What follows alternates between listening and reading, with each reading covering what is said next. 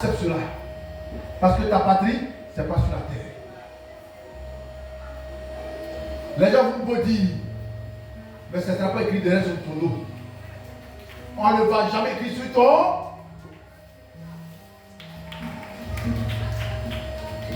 Quelqu'un pour écouter bien, en vrai. All that is not God that glitters. Tout ce qui brille n'est pas des. Quelqu'un m'a appelé ce matin, il m'a dit non, regarde cette personne-là. Cette personne-là, elle a un grand magasin. Mais ce problème, c'est quoi? Elle a vendu quelque chose, ses entrailles, pour avoir ce magasin. Et toi, le chrétien, quand tu vas aller, tu vas dire, mais c'est là, elle est bénie, elle est bénie. Et puis tu vas vouloir avoir ce qu'elle a. Avant-hier, il y a une jeune fille qui donnait le témoignage. Elles sont là, un peu misérables, ses parents sont pauvres, et puis ses camarades avec qui elles marchent. Elles s'habillent bien, elles sont là, il y a une famille qui a voiture. Elles se déplacent, font des shows. Donc comme elles n'ont rien, elles le côtoient un peu. De soir, quand elles sortent moins, on leur fait à manger, des petits cadeaux, on leur donne. Un jour, elles sont libérées. Comment elles font et puis elles ont le moyen, et puis nous on est pauvres. Alors, je vais m'approcher d'elles pour savoir le but ou la cause de leur bénédiction. Elles vont s'approcher d'elles et dire, ah, mais seulement, nous on va vous dire la vérité, nous les trois filles que vous voyez là, nous sommes dans un réseau. Alors si vous êtes dans ce réseau, vous allez voir que votre vie va changer. Et ce sont des étudiantes à l'université de Cocody. Et sous le conseil de leurs camarades trois femmes, dit, je vais vous mettre en contact avec un monsieur. Et ce monsieur-là, si vous le croisez, votre vie va changer. Et effectivement, le monsieur, la fille des amis en contact avec un monsieur. Le monsieur, dès la première rencontre, le monsieur a donné chacun 100 000. Chacune 100 000 pour la première rencontre. Deuxième rencontre encore, les plus sont allés manger. Oh, mon frère, là, les deux maintenant, est-ce qu'il y a 100 000 chacun? Ah, donc ce que la fille a cela dit, c'est bon, hein? Maintenant, au milieu du chemin, le monsieur va dire, bon, vous savez, vos camarades que vous voyez briller là, il y a une chose qu'on va faire. C'est bien, c'est ici bien. Alors, qu'est-ce que vous devez faire? Et ils ont une femme. Quand vous voyez la femme que sont dans la voiture, et puis elles ont parlé la tête, elles sont dans que votre corps ne se trouve point. Elles sont dans des choses illicites. Et le monsieur va dire, allez dire voir telle femme. Elle va vous montrer ce que vous voulez faire. Elle allait voir la femme, elle va dire, venez arriver, elle a payé manger, ils ont mangé. Elle a donné dans le elle a toujours. Elle venait arriver là-bas, elle a donné à chacun 20 000 pour votre arriver. Chacune. Et ils sont là, et la femme dit, bon, ce que vous devez faire, c'est que si vous voulez prospérer, vous voulez avoir les moyens à vie, je vous propose que chacune d'entre vous va pouvoir, je vais vous envoyer chez un marabout, et puis le marabout, ce qu'il va dire, si vous êtes prêts à le faire, alors seulement la bénédiction va venir. Elles sont prêtes. Parce que quand elles vivent là, elles ne sont pas prêtes. Elles sont prêtes, elles sont parties. Donc allez, monsieur dit, bon, je vous propose une chose. Vous allez vous laver avec le sang. Donc il y a un seau de sang qui est là. Chacune d'entre vous va se laver avec le sang. Ou soit, celle qui refuse de se laver avec le sang, moi, le marabout, je couche avec elle.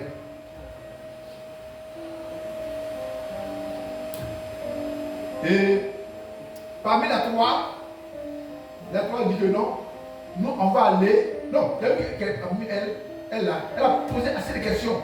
Le marabout a vu qu'elle pose trop de questions. Elle dit à la dame, c'est là, elle est trop dure. Et elle a dit, bon, comme c'est une proposition, donc on va aller, et puis après, on va vous donner la réponse. Quand elles sont parties, celle qu'on dit n'est pas trop là. Ils l'ont plus appelé, ils ont appelé les deux autres.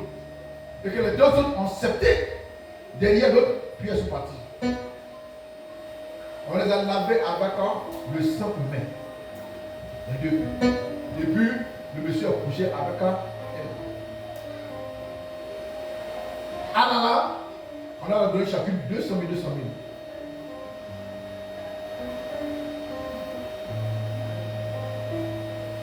C'est fini, non? Ils sont partis. La première qui était la première qui l'avait été frappée par une maladie. Quand elle est assise comme ça, il y a des bêtes qui sortent en bas d'elle. Elle a dit que ça tombe. Bah. Bah. Et puis, c'est comme si quelqu'un qui est pourri. Alors quelqu'un voit elle est propre, hein, mais une odeur qui dégage d'elle, elle ne peut pas. Elle fait le bruit. Deuxième chef est frappé, même chose. Maintenant, elles sont obligées de dévoiler le secret. Et puis, c'est... Si tu vois quelqu'un qui a des biens, il ne faut pas que ton corps va se troubler. Mais le peu que Dieu t'a, contemple ce que Dieu te donne. Contentez-vous de ce que Dieu vous donne. Ne cherchez pas à aller au-delà de ce que Dieu ne vous a pas donné. Si quelqu'un est béni, bénis le Seigneur. Si ça, il est dans sa villa, bénis le Seigneur. S'il a payé sa voiture, bénis le Seigneur. S'il a réussi, bénis le Seigneur. Et toi, remets ton sort à l'Éternel. Car la bénédiction de Dieu n'est suivie d'aucun chagrin. Quand Dieu te bénit, ta bénédiction là, tu la manges à l'aise. Mais quand ça vient des démons, tu as des soucis. C'est que vous voyez des grosses voitures, des grosses maisons, quand tu vas chez eux, on dit que eux là sont tombés du ciel. Mais eux là ne sont pas des hommes là. Tout ne vient pas de Dieu. Ça veut dire de Dieu. Ne vendez pas votre corps au diable. N'acceptez pas de marcher selon les désirs de ce monde. Mais cherchons le ciel. Parce que la Bible dit, il n'y a pas quelqu'un qui a cherché Dieu et puis n'a pas trouvé Dieu. Si tu cherches Dieu, tu vas le trouver. Mais si tu l'abandonnes, Dieu va t'abandonner. Et il est mieux, sois sincère avec Dieu. Que notre adoration soit sincère. Parce qu'il y a, la Bible dit qu'il n'a jamais vu quelqu'un qui est sincère avec Dieu et puis Dieu l'a abandonné. Il n'y a pas eu quelqu'un sur cette terre qui a été sincère avec Dieu et puis Dieu l'a abandonné. Ni aussi mourir malheureux. Je ne m'appuie pas sur ma parole, mais je m'appuie sur la parole de Dieu.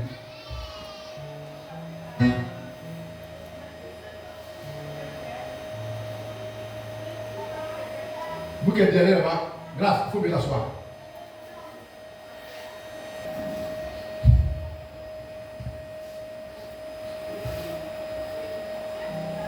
Au verset 19, il a dit, il accomplit les désirs de ceux qui le craignent. Écoutez bien. Dieu accomplit et que Dieu exauce, ou bien Dieu bénit tous ceux qui le craignent. Dieu accomplit le désir. Ce que tu veux là, si tu es malade, tu vas être guéri. Si tu veux avoir le bonheur, tu vas avoir la vie, tu vas avoir la vie éternelle. Tout ce que tu veux sur cette terre, après ça, tu t'essayes là, tu te tues là. Si tu crains Dieu, tu marches selon sa parole. Si tu es soumis, si tu es obéissant, tu n'as pas d'effort à fournir, mais Dieu te donne. Et il est Dieu. Un chrétien, la bénédiction ne doit pas courir. Un chrétien ne doit pas courir derrière la bénédiction, mais la bénédiction doit courir derrière le chrétien. Mais qui est-ce que la bénédiction doit courir derrière lui? C'est celui qui craint Dieu. Celui qui a l'amour de Dieu dans son cœur, celui qui est obéissant, celui qui est respectueux, celui qui est soumis à la parole de Dieu. Alors cet homme-là, Dieu se trouve dans l'obligation de le soutenir, de le bénir, de pouvoir ses besoins, de combattre à sa faveur. Nous-mêmes, on se tue, on se casse la tête, on veut s'efforcer pour pouvoir atteindre le ciel. On ne peut pas sans la force de Dieu. Mais d'où vient la force de Dieu? La force de Dieu vient dans l'obéissance à sa parole.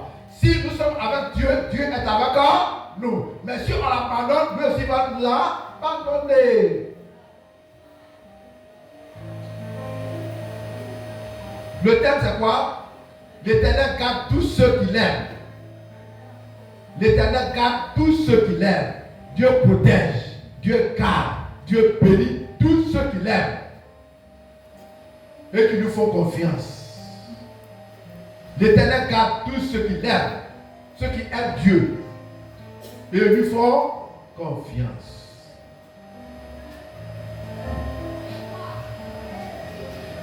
L'Éternel garde tous ceux qui l'aiment et qui nous font confiance. Maintenant, dans le thème, je vais développer un peu le thème. Il dit, l'Éternel garde tous ceux qui l'aiment. Et il est Dieu. Si on attend, on dit Dieu a tant aimé le monde. Qu'est-ce qu'il a fait? Il a sacrifié son fils Jésus-Christ afin que nous ayons la vie et la vie en abondance. Maintenant, Dieu t'a aimé. Qu'est-ce que toi aussi tu dois faire? Hein? Dieu t'a aimé, qu'est-ce que tu dois faire? Tu dois aussi l'aimer. Gloire à Dieu. Mais écoutez Dieu, si on se focalise sur l'amour de Dieu, de ce que Dieu nous aime, sans pouvoir l'aimer, nous n'allons rien bénéficier de Dieu. Pourquoi? Parce que parmi les deux disciples de Jésus, Jean et Pierre, voyez-vous, Jésus aimait Jean, mais Jean n'a pas prospéré dans son ministère. Mais celui qui aimait Jésus a prospéré dans son ministère. Pierre a prospéré dans son ministère. Pierre a été appelé patron des apôtres. Pierre était celui qui est rentré dans la tombe pour aller voir le corps de Jésus. Mais Jean, il a couru le premier, mais arrivé à la tombe, il n'avait pas le pouvoir d'y entrer. Et Dieu, si on s'attend que Dieu nous aime et qu'on n'aime pas, nous allons tout perdre. Aimons Dieu. L'Éternel garde tous ceux qui l'aiment. Si tu aimes Dieu, alors Dieu te garde. Mais si tu attends que Dieu t'aime, tu as tout perdu. N'attends pas que Dieu t'aime. Mais toi, il faut aimer Dieu. Parce que quand tu aimes Dieu, tu fais des sacrifices. Ceux qui aiment Dieu sont obéissants à sa parole. Ceux qui aiment Dieu ne sont pas rebelles à sa parole. Ceux qui aiment Dieu s'humilient devant Dieu. Ceux qui aiment Dieu se font petits. Ceux qui sont Dieu, ils deviennent pauvres en esprit. Ceux qui aiment Dieu deviennent pauvres en esprit. Dans Matthieu chapitre 5, Matthieu verset 1, il dit, heureux les pauvres en esprit, pas une pauvreté physique, mais toute personne qui se soumet à Dieu est un pauvre en esprit. Toute personne qui se brise, les gens vont le voir comme un pauvre, un malheureux, mais il est béni parce qu'il est avec Dieu. Le monde aime ce qui frappe aux yeux, mais ne voit pas le spirituel. C'est pourquoi dans ce monde, tant que tu n'as pas une belle maison, tu n'as pas une grosse voiture, tu n'as pas des habits extraordinaires, on dit que toi tu es malheureux. Et il dit Dieu, si tu as Jésus-Christ, tu n'es pas malheureux. Tu n'es pas malheureux. On dit malheureux celui qui n'a pas Jésus. Mais si j'ai Jésus, que je n'ai pas de maison, je n'ai pas de milliards, je suis béni et je suis heureux. Mais le monde te dit que tu es malheureux parce qu'on ne voit pas le physique. C'est pourquoi cherchons Jésus. Et tes problèmes seront résolus. Attachons à Jésus. Et Dieu va défendre ta cause. Il dit qu'il accomplit leur désir. Tous ceux qui craignent l'Éternel, Dieu accomplit leur désir. Ce matin, quel est ton désir? Tu veux voyager? Tu es malade? Tu veux te marier? Tu veux avoir du travail? Quel est ton désir ce matin? Ne vois pas ce que tu veux, mais vois la parole de Dieu qui te dit, soumets-toi à moi d'abord. Soumets-toi à moi d'abord, et le reste viendra. Si on s'attelle à chercher Jésus, si on s'attelle à chercher le royaume des cieux, même ce qu'on n'a pas demandé dans nos vies, nous allons avoir.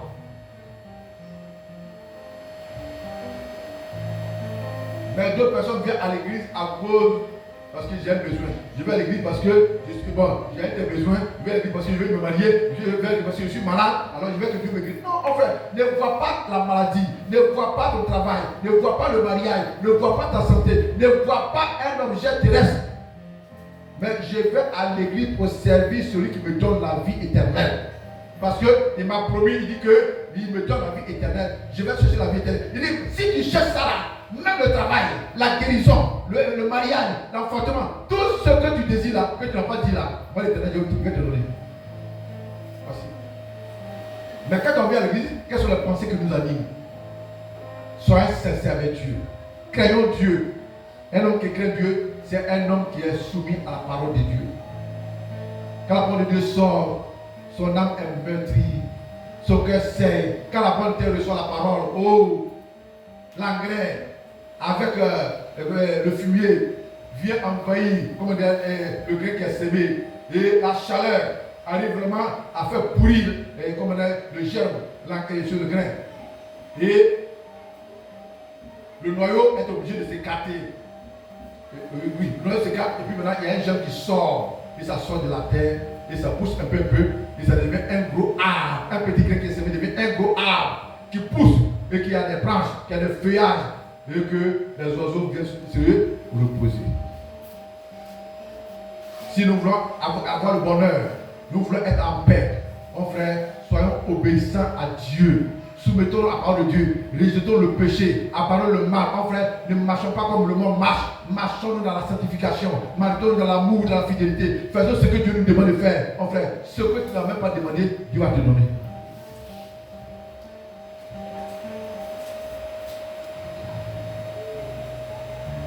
C'est là, il faut toucher ta voisine.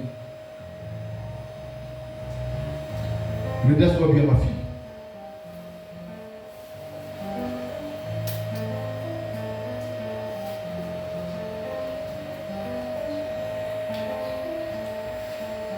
Il accomplit le désir de ceux qui le craignent. Et puis il entend leurs cris et les sauve. Dieu entend leurs cris et puis les... Et de Dieu, c'est nous-mêmes on se fait du mal. Il entend le cri de ceux qui le craignent.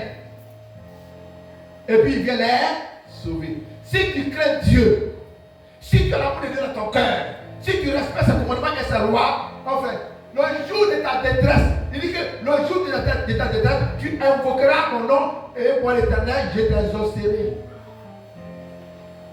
Et les petits enfants, ne craignez rien.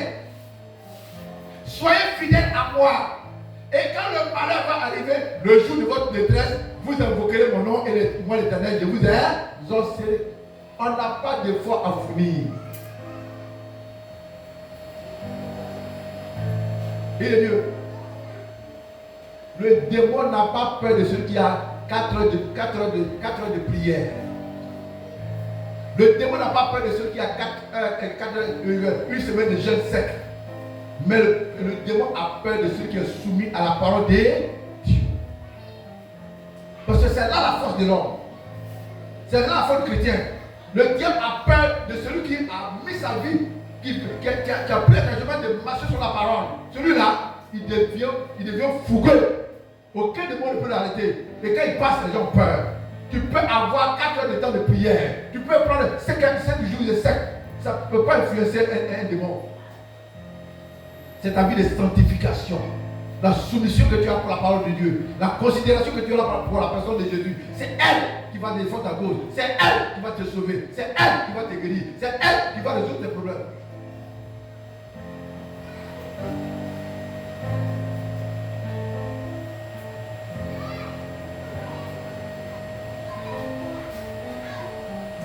Il entend le cri, il les sauve. Il dit, l'Éternel garde tous ceux qui l'aiment. L'Éternel garde tous ceux qui l'aiment. Si tu aimes Dieu, écoutez, on ne peut pas dire que Dieu t'aime, on dit, si toi tu aimes Dieu, Dieu va te garder. Mais l'amour de Dieu consiste à quoi faire? Qu'est-ce que ça veut dire? L'amour de Dieu c'est quoi? Ceux qui l'amour de Dieu c'est quoi? L'amour de Dieu consiste à quoi faire? L'amour de Dieu consiste à quoi faire? L'amour de Dieu consiste à quoi faire? Oui, Israël. Amen. Donc l'amour de Dieu consiste à obéir à ça. Quiconque aime Dieu se soumet à ça. Je te pose la question parce que tu es là, tu es venu ici à 9h. C'est pour ça que je te pose la question. Tu viens quoi? Tu donnes l'église, mais tu es venu venir à l'état.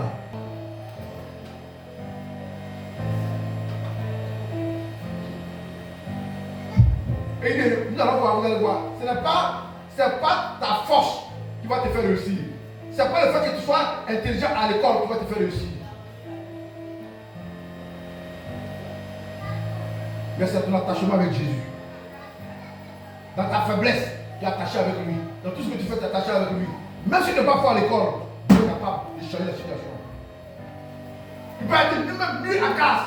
Et puis demain, Dieu te donne une position sociale. Tu vas être plus que celui même qui est premier de ta classe. Si tu abandonnes Dieu, Dieu t'a abandonné là. Mais si tu t'attaches à lui aussi, lui c'est là avec toi. Ils ne disent pas à Dieu. Dieu n'a pas de problème, c'est moi le problème. Maintenant, nous qui avons un problème, on fait parler devant Dieu. Dieu dit, venez ici, à telle heure, on ne vient pas. Dieu dit, allez ici, on ne va pas. Comment vous voulez que Dieu, il n'a qu'à faire quoi? Dieu n'a qu'à faire quoi? Il a mis tout à leur disposition. Il dit, mes enfants, je vous aime. Je vous ai choisi. Dans toutes les nations, je vous ai choisi. Mais vous, marchez devant moi. Il dit, non, tu es bête. Mets-toi devant nous avant de te mettre derrière toi. Dans la lumière derrière toi, tu es dans la cité, tu vas aller où? Voici la cause de nos malheurs. Si j'ai décidé de venir à l'église, je ne vais pas à l'église pour plaire un pasteur. Je ne vais pas à l'église pour me faire voir. Je vais à l'église pour écouter la parole comme enseigne et arriver à la maison, je la mets en pratique.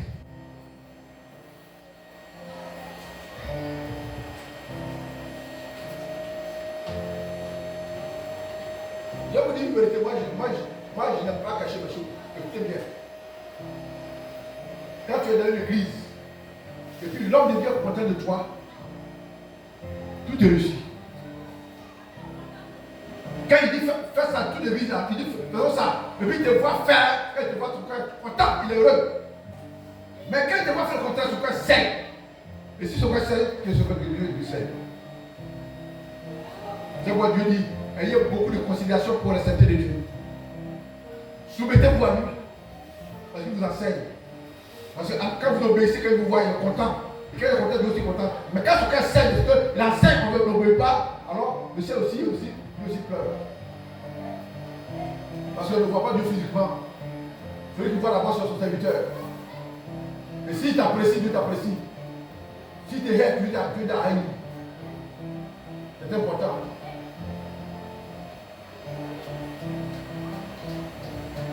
Donc l'Éternel garde tout ce qui l'aime. Et il détruit tous les méchants. Donc Dieu, quoi? Il exauce tout ce qu'il aime et puis il détruit quoi? Il détruit ceux qui sont les méchants. Qui est méchant? Les désobéissants, les rebelles, les incrédules, ceux qui ne sont pas prêts à faire la volonté de Dieu. Dieu dit, va les détruire. Il est Dieu, tu es venu à l'église pour que tu sois détruit? Non. Tu es venu pour avoir la vie et la vie en abondance. Mais par ta manière de servir Dieu, tu risques de voir, Dieu dit que voir, et il détruit les méchants. En principe, la destruction, c'est pour Satan, c'est pour les démons. Mais comme toi aussi, tu es désobéissant, parce que Satan était désobéissant depuis le ciel, il a été précipité. Comme tu es dans son rang, toi aussi tu seras détruit. Et il est dit, sortons de la désobéissance, sortons de l'insoumission et de la rébellion contre la parole de Dieu. On ne juge pas la parole. On ne s'oppose pas à la parole. La parole de Dieu, elle se vit, elle se pratique. C'est ça le chrétientisme. Prenons Jérémie chapitre 17, verset 5 à 8. Ainsi parle l'Éternel. Ainsi parle l'Éternel. Maudit soit l'homme qui se confie dans l'homme. Dieu dit, maudit tous ceux qui ne comptent pas sur moi, Dieu, et qui comptent sur leur oncle. Ils comptent sur leur papa, leur maman, ils comptent sur leurs parents, ils comptent sur l'être humain. Écoutez bien. Asa était un serviteur de Dieu, il était un roi. Asa a obéi à parole. Quand il est monté au trône, il a renversé le haut lieu. Il a brisé les dieux de couronne d'Astarté. Asa a marché selon le commandement de la parole de Dieu comme son père David. Mais au choix de sa vie, Asa a eu un problème. Il a été attaqué par les Syriens, non, par les Éthiopiens.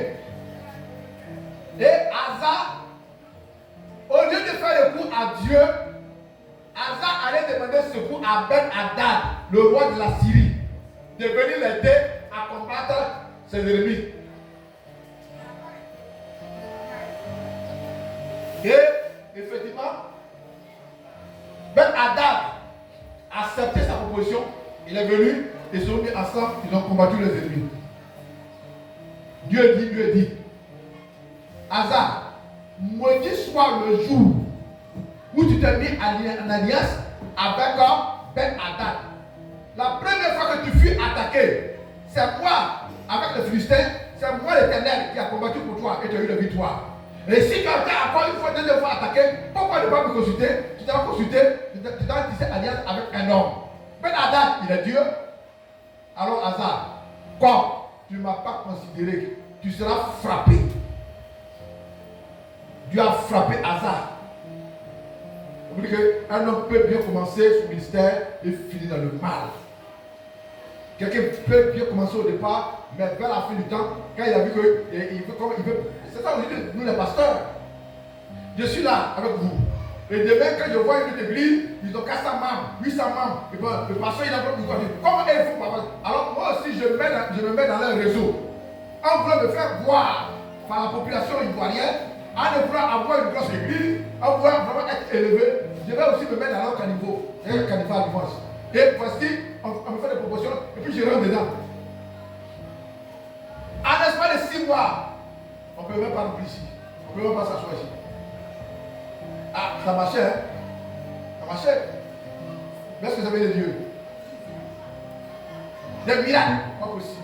Des produits, pas possible. L'argent, il y en a dans le gogo. Un jour, j'étais là, et puis, il y a un de mes filles, et papa, vraiment, c'est un serviteur de Dieu qui m'a appelé. Il me dit, bon, que vraiment, il veut travailler avec moi, que vraiment, il paie ma maison, il paie la scolarité de mes enfants, et puis chaque fin de mois, il me donne 200 000 francs par mois. Il dit, ah oh, ça c'est une bonne cause. Ça c'est bon, hein. En tout cas, moi je pense que c'est encore mieux, c'est le mieux d'aller parce que ici, là, tu gagnes rien. Ce sont les petites choses qui reçoivent. Donc, à toi, des fois, les 200 000 avec on paie ta maison, tes enfants, vont aller à l'école, tout ça, ça. Après, il dit non, papa, je t'ai dit, parce qu'il ne voulait pas que je t'ai dit. Je sais que ces gens de milieu, ça ne veut pas de Dieu. Où il n'y a pas la souffrance, où tu es payé comme fonctionnaire, ça ne veut pas de Dieu. Après Paul, il a souffert. Après Jean était le premier missionnaire, il a souffert. Alors papa, moi je ne suis pas prêt à prendre mon âme. Ces gens de Dieu là, ça ne veut pas de Dieu. Il va tout me donner.